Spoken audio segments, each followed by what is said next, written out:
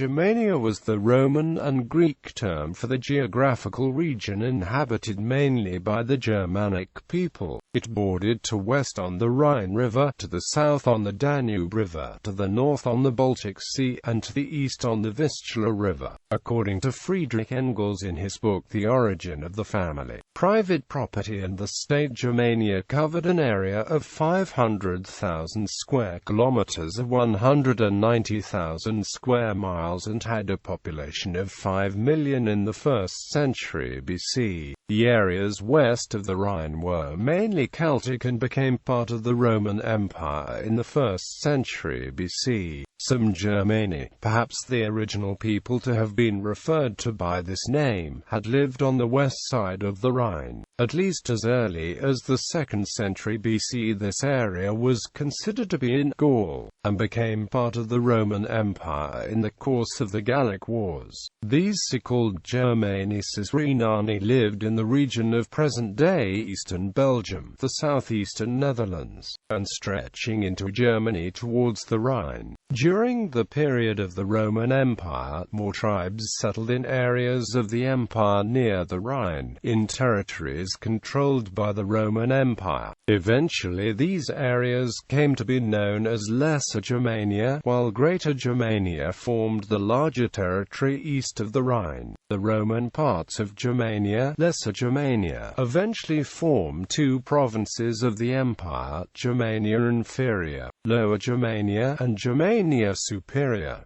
Important cities in Lesser Germania included Besançon, Strasbourg, Wiesbaden, and Mainz. Origins of the term. The name came into use after Julius Caesar, and whether it was used widely before him amongst Romans is unknown. The term may be Gallic in origin. Caesar reports hearing from his Remi allies that the term Germania was used for the group the Romans called the Germani Cisrhenani, and that these tribes had historically come from over the Rhine. So the name Germania seems to have been extended to cover the similar tribes in the area understood to be the homeland. Some generations later, Tacitus claimed that this is precisely what happened, saying that the Tungri of his time, who lived in the area which had been home to the Germani Cisrhenani, had changed the name, but had once been the original Germani. Tacitus wrote in AD 98, for the rest, they affirmed Germania to be a recent word, lately bestowed, for those who first passed the Rhine and expulsed the Gauls, and are now named Tungrians,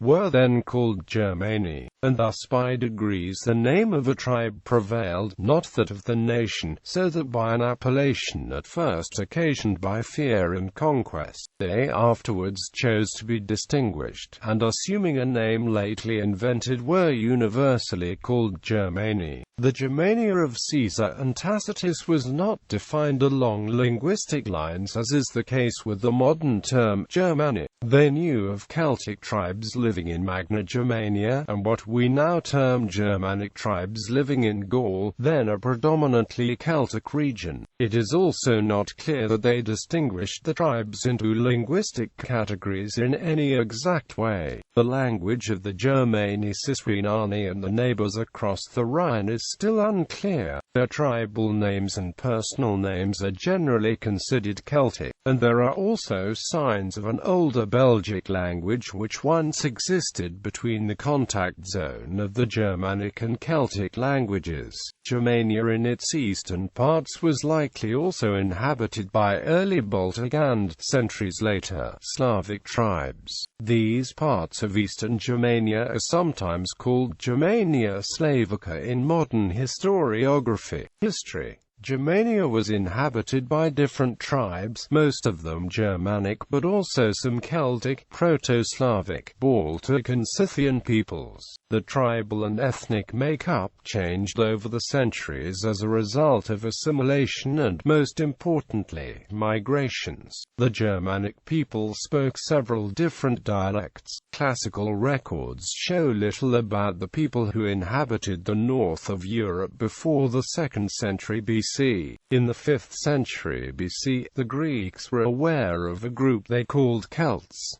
Herodotus also mentioned the Scythians but no other tribes. At around 320 BC, Pytheas of Massalia sailed around Britain and along the northern coast of Europe, and what he found on his journeys was so strange that later writers refused to believe him. He may have been the first Mediterranean to distinguish the Germanic people from the Celts. Contact between German tribes and the Roman Empire did take place and was not always hostile. Recent excavations of the Waldgurms Forum show signs that a civilian Roman town was established there, which has been interpreted to mean that Romans and Germanic tribesmen were living in peace, at least for a while. Caesar described the cultural differences between the Germanic tribesmen, the Romans, and the Gauls. He said that the Gauls, although warlike, could be civilized, but the Germanic tribesmen were far more savage and were a threat to Roman Gaul and so had to be conquered. His accounts of barbaric northern tribes could be described as an expression of the superiority of Rome, including Roman Gaul.